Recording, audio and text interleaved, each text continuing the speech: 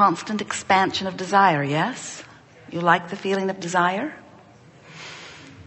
Easily fulfilled desire. Ooh, love that. When I want something I know I can get, really good. What about those desires that you haven't figured out where they will come from or when they will come or how they will come? How do you feel about those desires? We want you to come round to our understanding, sooner the better for you, to the place where you understand that every desire that is hatched from your awareness of this life is not just possible, it is probable. It's not just probable, it is vibrationally already done.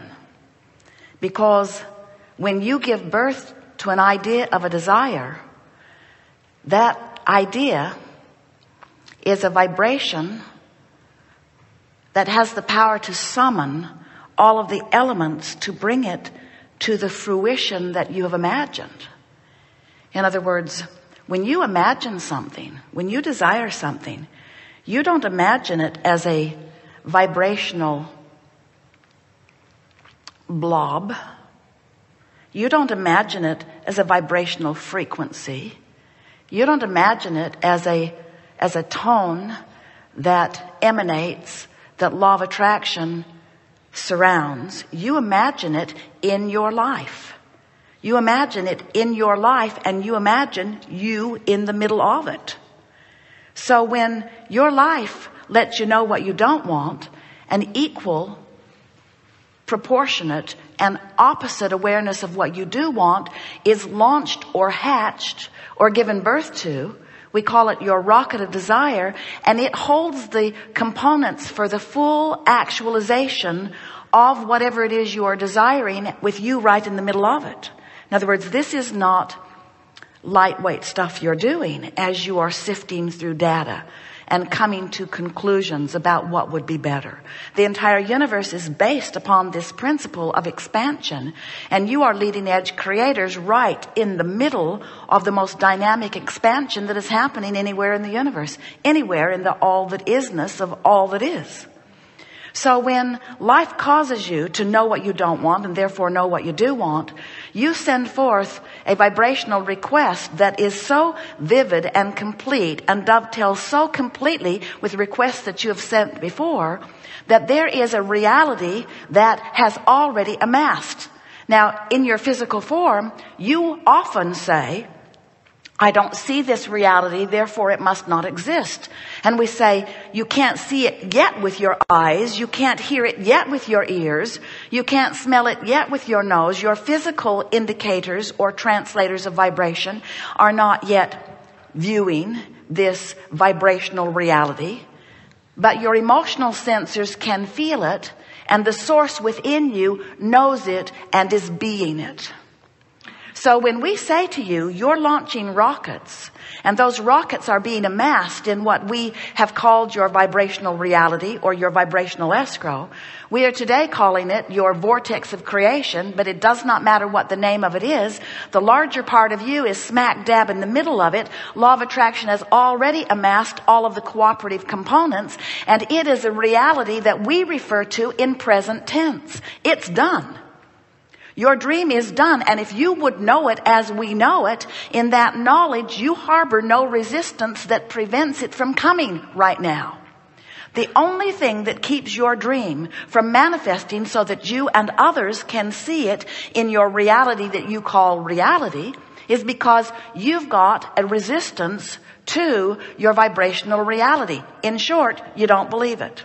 Or in short, you haven't practiced it long enough. Or in short, and really what's going on for most of you, you are so enamored with the reality that is manifested. Oh, have you seen what you do? You talk about it incessantly. You take snapshots of it constantly. The digital camera has not helped.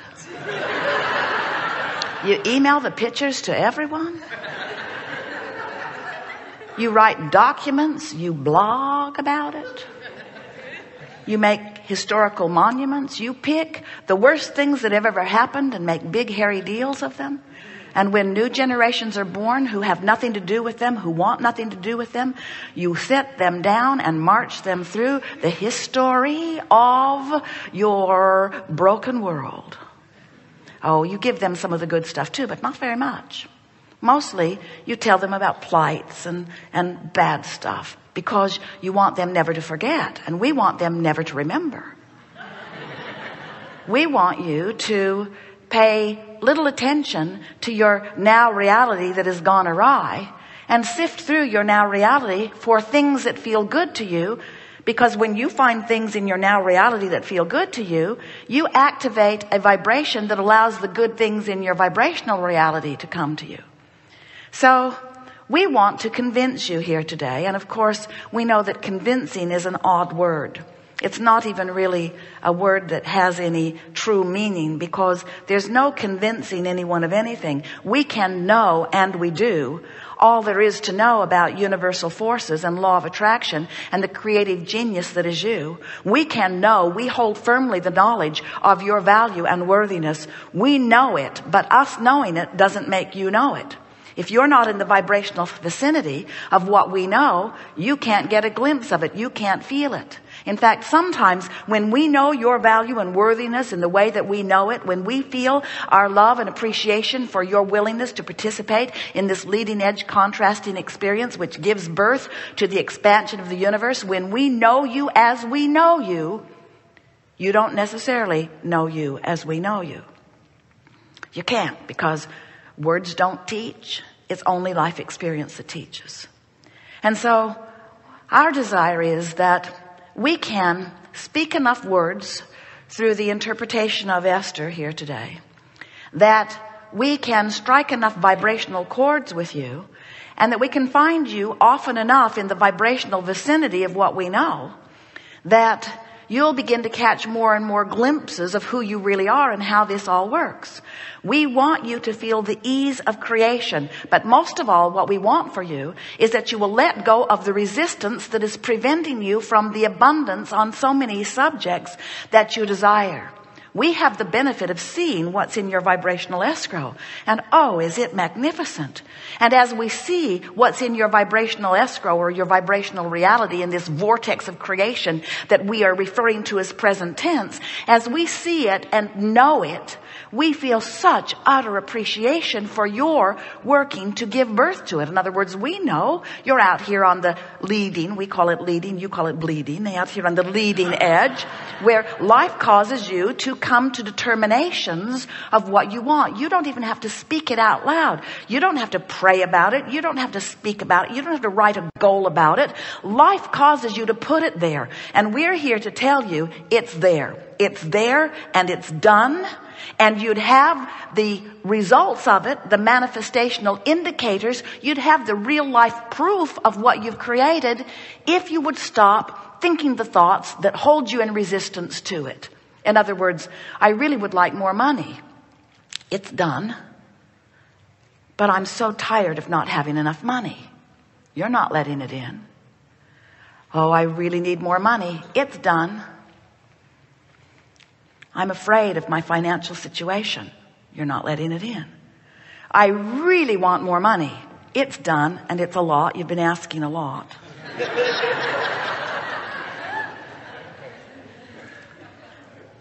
But the retailers are charging so much for things, I think it is outrageous what they want for that. You're not letting it in. I really want that beautiful such and such. It's done. But what would my mother think? What would my neighbor think?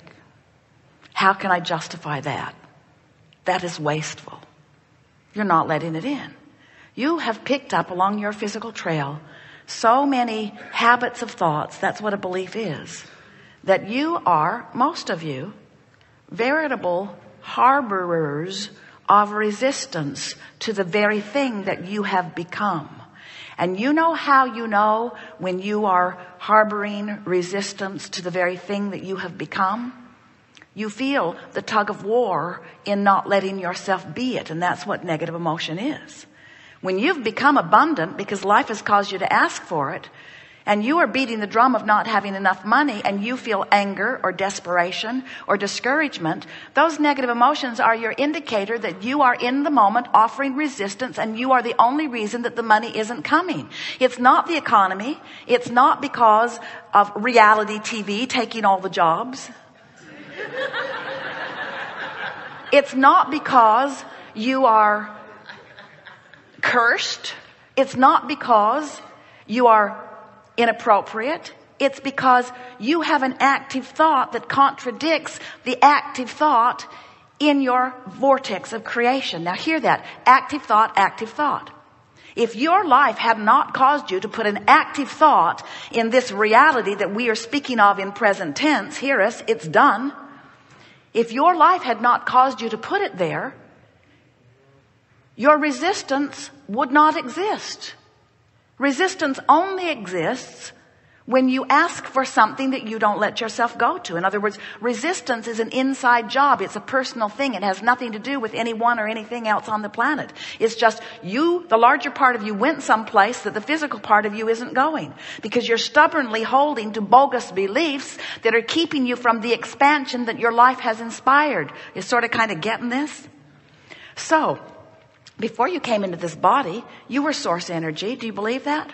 Or do you think that you just sort of, Jerry and Esther put a water feature in Texas, and the next day there were frogs. And Esther said there must have been frog seeds in the bottom. And when the water hit it, there they were. In other words, there weren't frogs till there was water, and then there were frogs. What's up with that?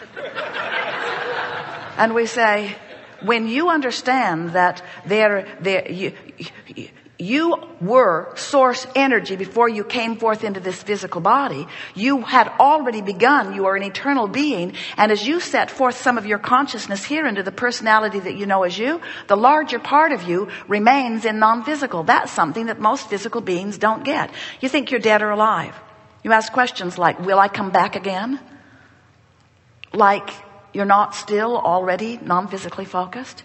The larger part of you is non-physical energy, the soul or source. Source. Think about what source means. If your source came here with you, there would be no source. Source remains non-physically focused. The larger part of you remains non-physically focused. And so here you are, sifting, deciding, and asking. And when you ask, immediately, the larger non-physical part of you becomes the vibrational equivalent of what you have asked for.